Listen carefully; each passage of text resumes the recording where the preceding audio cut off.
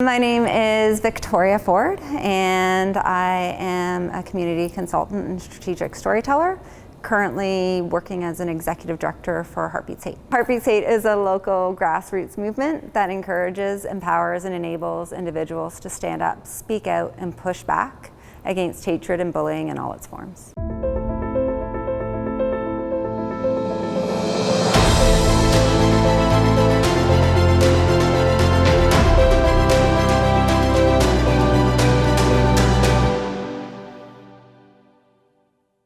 Back with the Unite the Right rally, Alan Quarry, the founder of Heartbeats Hate, was watching it on TV and felt that somebody should do something. And then he realized he was somebody and decided to start something and to encourage other people to join him. He's very much an enabler in the community and wanted other people to realize that this was not okay, that the balance had gone the wrong side, and came up with Heartbeats Hate as an antidote to the rising tide of bigotry, hatred, violence, sexism, homophobia, like the list goes on, but it was legitimately him watching somebody decide to drive a car into a crowd of people.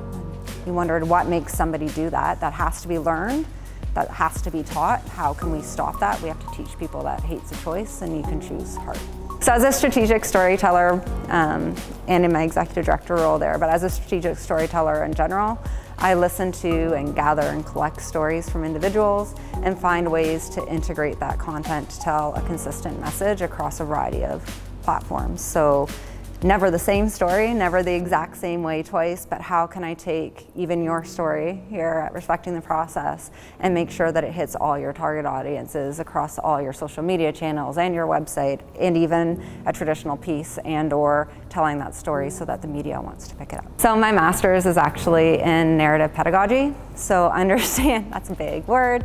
My background is looking at how stories actually influence education, and that actually comes out of my grandmother. So I have a very typical Kitchener-Waterloo story. My grandmother showed up here with 3 kids, widowed after World War II. And growing up on her legitimate apron strings in her garden, she would always tell me to read and learn, because people can come and take anything and everything from you, but they can never take what's in your mind. And so I started to really dig deep into stories, and all of us will remember a story, right? We hear this over and over again. We're not gonna remember stats and figures, we're not gonna remember anything else, but we'll remember a story. And so I researched how that happens, why that happens, and found different ways to integrate that into marketing and communications to shift it from being something that we're selling to you into something that we're inviting you to participate in. Just think back as a child and what your favorite story was. All of us will be able to remember at least one character, whether it's Winnie the Pooh or the Gruffalo or Cat in the Hat, and the lessons that were in that story are with us. So all language, all cultures are built on story. It's our entire background, it's our entire history. So I think it's effective because by hearing a story, we can insert ourselves in it. We know where we situate within that construct. So telling a good story for an organization or a brand helps other people understand what that means to them and why they want to be involved in it. Important thing or theme that makes a great story: authenticity. I've been blessed that people trust me to tell their stories, but if I was to pass their story off as my own, it wouldn't work. If you were to tell the story of my grandmother, it wouldn't have the same meaning, but when I tell the story about being in her farm, being legitimately on her apron strings, you can probably picture, a little redhead, curly-haired girl doing that work. You know what that would have meant for me to hear that story in German and then in English my entire life. And then hearing what I've done with it, you see how it shaped my entire career path and trajectory.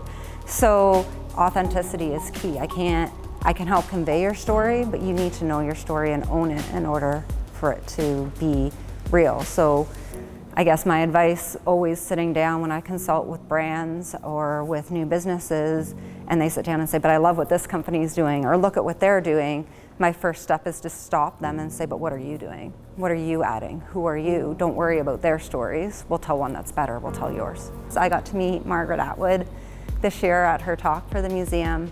And when I asked her the same question, I've got a book, like most writers, tucked away in a drawer. How did you go out there and do it? How did you sell your story? How did you tell people to listen to you? It was that you just need to believe within your heart of hearts that your story is worth telling, that you have to accept the fact that somebody wants to read what you're saying. So to be an effective storyteller, you have to know that what you're saying is worthwhile for other people to read. And if you read it and it's not worthwhile, if it's full of jargon, if it's full of junk, if it sounds like corporatese, who's gonna wanna read that? No one. But if it's a real story, if you're just being authentic, if you're sounding like the person you just interviewed, then people are gonna wanna pick that up.